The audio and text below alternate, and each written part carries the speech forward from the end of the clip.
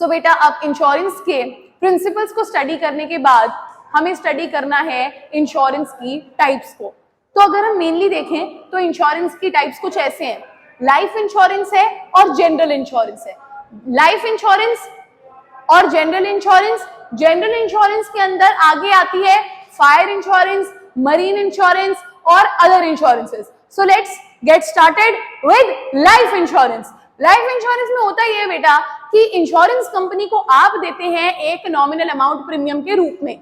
वो प्रीमियम आप लमसम में भी दे सकते हैं, यानी कि एक बार में दे दिया 20-30 लाख रुपया, या आप मंथली दे सकते हैं, हर महीने आप निकाल करके 20,000 30,000 दे रहे हैं, 10,000 दे रहे हैं, 5,000 दे रहे हैं, या हो सकता है कि आप हर क्वार्टरली दे रहे हो, ठीक है, या फिर आप 6 मंथ्स में एक बार दे रहे हो, या आप साल में एक बार दे रहे हो। आपका पेमेंट प्रीमियम पे करने का कोई भी मेथड हो सकता है और इंश्योरेंस कंपनी वो पैसे आपके अपने पास रखती जाएगी और उसके बाद आपको विद इंटरेस्ट वो काफी सालों बाद मिलेंगे।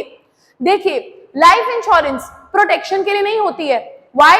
बिकॉज देखिए ह्यूमन बीइंग जो डेथ है, human being is what is mortal, we are meant to die one day, हम सबने एक दिन मर जाना है। लाइफ इंश्योरेंस इन्वेस्टमेंट होती है, इससे प्रोटेक्शन कैसे होती है मैं वो समझाती हूँ।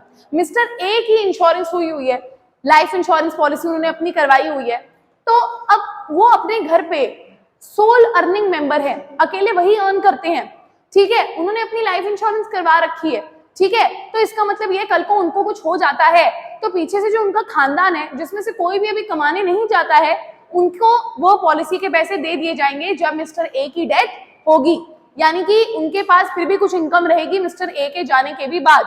तो आई होप ये आपको क्लियर है। तो एक बार देखते हैं लाइफ इंश्योरेंस के ऊपर और क्या क्या चीजें इसके बारे में हमें पता होनी चाहिए। मैंने आपको ऑलरेडी जब जो प्रिंसिपल्स करवाए थे लाइफ इंश्योरेंस के तब बताया था कि लाइफ इंश्योरेंस के ऊपर प्रिंसिपल ऑफ इंडेमनिटी अप्लाई नहीं होता, क्योंकि प्रिंसिपल ऑफ इंडेमनिटी कहता है इंसान को उसी पोजीशन पे लाके खड़ा कर दो जहां वो लॉस के बिल्कुल पहले था। अब लॉस के बिल्कुल पहले तो इंसान मतलब जिंदा था, अब उसकी डेथ हो गई है, तो क्या आप उसे वापस से जगा सकते हो, जिंदा बना सकते हो? नहीं। So principle of indemnity does not apply on life insurance. तो लाइफ इंश्योरेंस में क्या पढ़ा हमने? Insurance company insures the life of a person in exchange of a premium, premium pay करने के बाद, which may be paid in lump sum और periodically, half yearly, quarterly और even monthly. So I hope life insurance आप सबको clear है। यानी कि लाइफ इंश्योरेंस क्या है? आप एक प्रीमियम पे करते हो, वो आप लमसम भी पे कर सकते हो, मंथली, क्वार्टरली, 6 मंथली, ईयरली, जैसे भी आपको ठीक लगे, और उसके बाद आपकी इंश्योरेंस हो जाती है। ये पैसे आपको कब मिलेंगे? अब इसके बारे में भी थोड़ी मैं रोशनी डालती हूँ। देखिए हो सकता है कि मिस्टर ए ने अपनी इंश्योरेंस करवा दी, लाइफ इंश्योरेंस पॉलिसी, उन्होंने बोला जब वो 60 इयर्स के होंगे तब ये पैसे उनको मिल जाए। अब या तो वो पहले 60 इयर्स के हो गए या तो उनकी डेथ पहले हो गई, दोनों में से जो भी चीज पहले हो जाएगी उस चीज के होने पर ये पैसे उनको मिल जाएंगे। अगर वो जिंदा है, 60 साल के हैं, तो ये पैसे उनके हाथ में मिलेंगे, उनकी डेथ हो चुकी है तो यही पैसा उनके फैमिली मेंबर्स को मिल जाएगा। I hope life insurance is clear to you in all terms. Light चल रही है, माइक चल रहा है, ठीक है। Let's move to general insurance. General insurance के अंदर सबसे पहले हमारे पास फायर इंश्योरेंस। देखिए फायर इंश्योरेंस हम करवाते हैं अपनी गुड्स की, अपनी फैक्ट्री की, ताकि हम इन चीजों को प्रोटेक्ट कर सके against the risk of fire. Fire लग के हमारा काफी लॉस हो सकता है। और फायर इंश्योरेंस में क्या होता है मैं आपको समझाना चाहूंगी।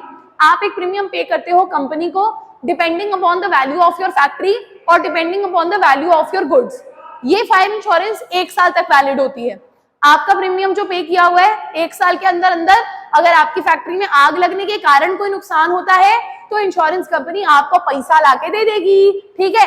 अब 1 साल खत्म हो चुका है तो अब आपको नई पॉलिसी खरीदनी पड़ेगी। जरा पढ़ते हैं क्या लिखा हुआ है। It provide safety against loss from life, लिखा हुआ है फायर आएगा।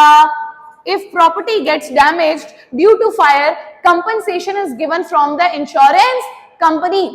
If no such event happens, अगर आग नहीं लगती then no claim shall be given, तो आपको कोई भी क्लेम नहीं मिलेगा, सिंपल, ठीक है, क्योंकि आग लगने पे ही पैसे मिलने हैं ना। अगर आग नहीं लगी तो आपको कोई पैसा नहीं मिलेगा, ठीक है। Let's move to marine insurance. Marine insurance क्यों करवाई जाती है, कैसे करवाई जाती है, आपको समझाती हूँ। देखिए मरीन इंश्योरेंस करवाई जाती है आपको सी वॉयज के दौरान डेंजर से सेव करने के लिए। सी वॉयज, सी जर्नी, समुद्री रास्ते से भी गुड्स जाते हैं, लोग जाते हैं, उनकी सेफ्टी का भी तो ध्यान रखना है ना। अब जब आप समुद्री रास्ते से जाते हैं तब आप बहुत सारे पेरिल्स यानी कि डेंजर्स का सामना करते हैं, ठीक है। अब क्या क्या डेंजर्स हो सकते हैं? शिप डूब सकती है, गुड्स सिंक हो सकते हैं, गुड्स खराब हो सकते हैं, या वो एक आंख पे वो लगा के आते हैं ना पायरेट वाले, वो आ सकते हैं, आप पे हमला कर सकते हैं। तो काफी फिल्मी सिचुएशन हो जाएगी वैसे, एक आंख पे कोई आ गया तो, ठीक है। टाइटैनिक याद आ रही है? हाँ, कुछ भी याद कर लो। तो सी वॉयज पे बहुत सारे खतरे एसोसिएटेड होते हैं। अब इन सारे रिस्क से बचने के लिए हम करवाते हैं मेरीन इंश्योरेंस, ठीक है। तो marine insurance provides protection against loss during sea voyage.